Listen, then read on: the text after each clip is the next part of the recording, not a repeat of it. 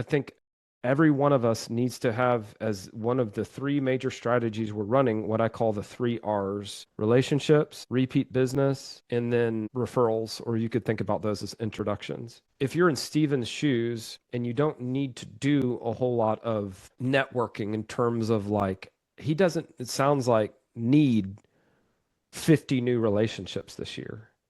He really just needs to stay top of mind with the people he already knows. Well, that Mhm. requires process. That requires remembering to reach out to people. I think that process benefits from having templates that you can use.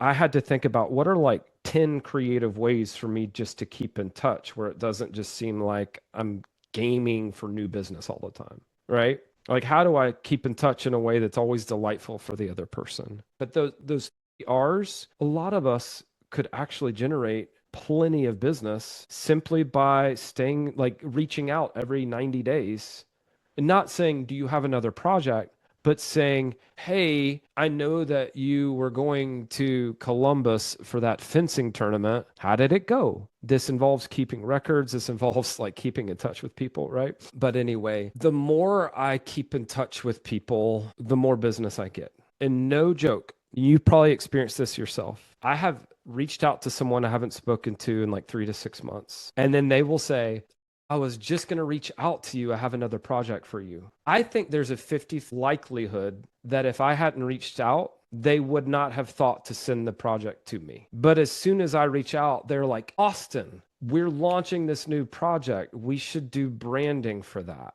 And so perfect timing.